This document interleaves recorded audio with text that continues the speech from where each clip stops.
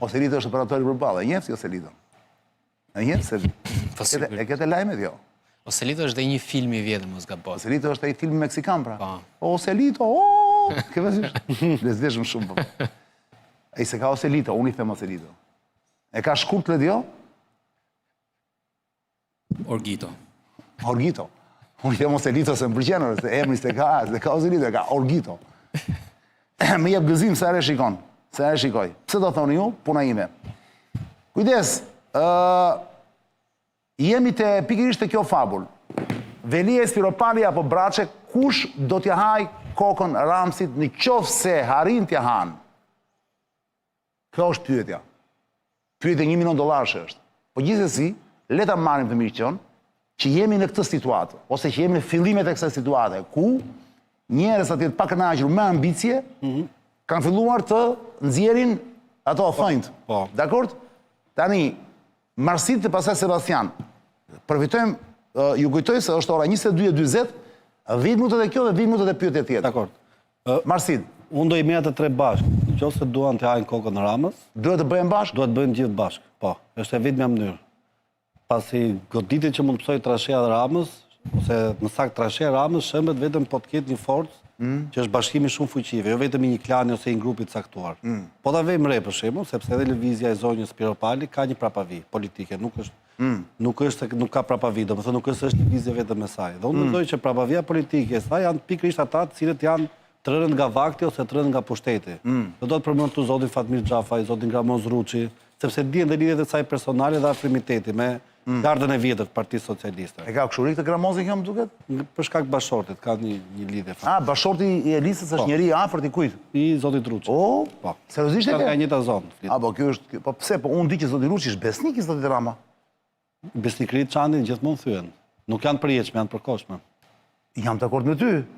Po, në rastin konkret, kur Ruçi, pavarësisht se ka pas atë fuqi që ka pas, është jashtë politikës aktive, pa në familje është pension, Ka pasur zgjatimet e tij. do më duke shumë e guximshme nga ana e tij që të ndërmerrte iniciativa të tilla që mund t'i kushtonin shumë. Çfarë do kushtonin? Si, çfarë t'i kushtonin? Po pse pak mundsi ka pushteti për të goditur krahët. Nëse zgjatimet e tij përjashtojnë nga pushteti, është momenti që duhet veproj. Dhe gjithmonë Ka dhe më keq, pra dua të them, në kohën e inkuzicionit, Po. nuk po shtjara thjesht që mund të mos jesh në qendër të pushtetit, po mund të mos jesh e fare. Është e drejtë, por gjithmonë kohët e tilla ose precedentet historik kanë treguar që sa më e rrezikshme të jetë lëvizja, aq më shumë është joshja e pushtetit për të bërë lëvizjen tënde. Pra, si thua si puna kundërshtarit në shah. Loja me një shahist të dobët nuk të shijon. Nese, kjo që të thi ishte interesante lidhjet e Spiropalit. Po. Ndërkohë Velia mund të ketë Makfin edhe atë urrëtin që ka shkaktuar një vit e ca në burg. Një vit e ca në burg, dhe siç e thash pak përpara, ai di që i vetmi njeri që mund ta lirojë nga burgu është Ramsi. Nëse Ramsi nuk bën përpjekjet që t'i bien akuzat ose ta lirojë, vetëm gjë që ngjelet është të bashkojë forcat për ta rrëzuar nga pushteti, në mënyrë që të vijë dikush tjetër që mund ta krijojë atë mundësi. Qofse flasim si masparimit të forcës. Ndërkohë zoti Braçe për shembull, po të vëmë re gjithë etapën e pushtetit të Partisë Socialiste ose të rilindjes, sektit rilindjes, nuk është se ka marrë një shpërblim të madh nga pushteti, përveç një periudhe që ka qenë zëvendës kryeministër dhe nuk ka pas kompetenca ekzekutive në mënyrë që të identifikojë. Ka qenë më shumë si një zgjatim i hijes të Ramës. Dhe mendoj që mundohet që në këtë kohë të rikonfigurohet nëpërmjet idesë pakënaqësisë. Po të vëjmë re Çani, gjithë ideja është që këta dalin në një moment. Pakënaqësia ka thënë që unë nuk dua të hyj për Bashkinë e Tiranës. Po, dhe nuk triqem, dhe nuk pim pas. Mua gjithmonë më bën përshtypje momentin në cilin ndodhin lëvizjet dhe unë nuk i mendoj që janë rastësore. Pra në moment që kemi, si thua, 3 ose 4 kryengritje, më thojë politike ose 3 ose 4 oponenca, nuk janë rastësore nëse këto lëvizje korrespondojnë me njëra tjetrën dhe dalin në një moment. Nëse këta kanë intuit politike dhe kanë, si thuaç, petkun e politikanit, duhet kuptojnë që kur konvergojnë interesat, duhet konvergojë edhe sulmi. Po ndërkohë financat i kanë? Mendoj që po. Ka shumë para për të ndërmarrje të tilla. Kujtojmë që Edi Rama në momentin që filloi luftën brenda partisë që të merrte paratin, kishte para pafund, ishte kryetar bashkie. Përveç mbështetjeve dhe në një mënyrë ai bleu dashurinë në Ramën. Sot kam bërë bisedë me mikun tonë përbashkët, pak rëndësi ka emrin i cili tha, nga herë që të fitosh pushtetin, ose ta dua shumë atë, nuk duhet të kesh para, sepse mendon humbjen e parave, që të guxosh ta marrësh ose ta kapësh pushtetin. Çfarë, po ndërkohë pa para si mund ta marrësh? Sepse është urria për para.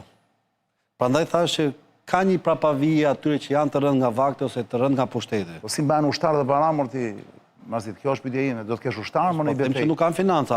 Cilët janë ushtarët e Braçës? Si flet Braçe? Morçani mirë. Po ka disa miq që Cilët janë ushtarët e Braçës? Ka disa miq që shpesh që kanë qenë ish ministra. Biles njëri ka qenë ish ministri i brendshëm kohët e fundit, që shikohet shpesh zoti Braçe. Janë ish pra, po nuk kanë asgjë brenda në kështjell, janë të gjithë larguar. Janë pak kënaqur ose janë të larguar, të braktisur nga vëmendja e liderit. Duhet të keni një mënyrë që të fitojnë vëmendjen. Po ushtarët e Spiropalit? Ku ke shportën zotëri? Jep shportën. Ja, shporta e Spiropalit. Nëse është dhe është reale lidhja që thashë ka bashkëshorti i saj me zotin Ruçi, ka zgjatimet e zotit Ruçi që mund të jenë ushtarët e saj. Nëse aleanca për këtë pakënaqësi është e konsoliduar ose po operohet. Pra nëse është reale ajo që them unë, fakti që unë ngreu se mënyra interpretimit tim, mendoj që janë ushtarët. Ky është analize e Marsit Gupit, interesante shumë nga lidhjet që më bëri, se ti si e shikon problemin, se si Gupi apo ke një tjetër këndvështrim? Mua më duket sikur Rama nuk ka çfarë të bëj, edhe shkruan një skenar ndark, ja jep dikujt, varet se kujt ja jep. Edhe tani dalin gjithë dhe thonë PS-ja vdiq tani, doli Spiropali kundër, doli Braçja kundër, doli ky kundër. Më duket sikur Rama pastaj hap televizorin edhe qesh me ato gjërat që vetë i ka thënë që të thonë. Pra ti e paka shumë afër të zëstimi që thashe lajme. Po. Këta janë qesharak se nuk ka asnjëri ka një regjizor, ka një skenarist. Seriozisht që me të vërtet kryeministri nga disa informacione që kam për çështje të shkuara që i hidhte vetë këto teza, besoj se edhe në këtë lloj rasti për shembull, nuk është se nuk ka inate. Për shembull, duket sikur zoti Erion Braçe ka inat me Ogerta Manastirliu. Duket sikur zoti Braçe nuk do edhe një herë tjetër do t'i bëjë Rama lista dhe zoti Braçe nuk është më në listë. Do të ketë një dalje dinjitore. Listat e kujt?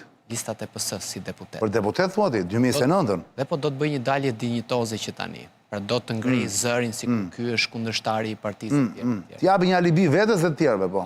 Është pak a shumë Blushi, po në një version më serioz. Se Blushi ishte orator, po nuk kishte seriozitetin e Braçes etj etj. Në këtë aspekt, kjo është Braçja brenda Partisë Socialiste. Sa i përket zonjës Spiropali, duket më shumë të edhe si një lloj sherri grash, me thënë të drejtën, sepse Spiropali e humbi betejën me zonjën Balluku. Ishte në betejë realishme, beson ti këtë? Zëra brenda PS-s tregojnë që kishte një betejë. Dhe humbi betejën me zonjën Balluku. Dhe duke humbur betejën tashmë, ato statuset e gjata, të shkruara me inteligjencë artificiale, ajo gjua shqipe pakuruar. Themi AI kanë shkruar, ë? Po ishte ndarje, sepse problemi me AI-n sot është që po vret mënyrën e komunikimit verbal dhe jo verbal. Qofse s'di ta përdorësh, se po dishte përdorësh, është perli AI. Po, edhe kur di ta përdorësh, do 2-3 korrigjime për t'i dhënë atë freskin tënde që ke ti tënden. Dhe në këtë sens shkruar statuse politike, mirë që nuk shkruan atë në fund, mund të ta ndryshoj dhe të ta bëj më të bukur apo më kështu. Qa perle, po. Kishte një rast që i kishte... Mbahet mend për shumë Spiropani nga gjithë statuset që ka bërë, cila është fraza me e rëndë që mund të na bëjt mendojmë që e ka me Ramsin? Mbahet mend një frazë? Unë i rrit diellit përpara dhe hijet i kam mbrapa, për shembull. E ka thënë këtë? Po, diçka e ati. Unë i rrit diellit përpara? Diçka me hije dhe... Do më thënë, koncepti unë i shoh diellin, por hijet i lëm Ma gjithë në fiksi e ka thënë? Ore i gjejmë. Po të me thënë kjo gup Dite bukur me dje dhe hijet ngjelet pas, ka thënë. Gup qa të kujton kjo shprehje, nga e ka marrë, nga na vjen kjo? Unë i rrit diellit përpara dhe... Kjo është koncepti... Hija të ngjelet pas meje? Kjo është koncepti i shpellës Platonit. Platonit. Po ta lidhi filozofikisht. Edhe në shpellën e Platonit, dielli ose drita simbolizon të botën e ideve, ishte bota reale. Po sigurisht. Ndërkohë që bota e ideve ishte bota materiale, si materializohet ideja e formave ose produkti i ideve absolute. Kështu që në atë sens ajo tregon që njësoj si tek miti i shpellës, ku i burgosur i shpëton nga zinxhirët, kupton që ajo nuk është bota reale, por janë njëjtat burgosurve të tjerë, largohet dhe deri në botën e dritës.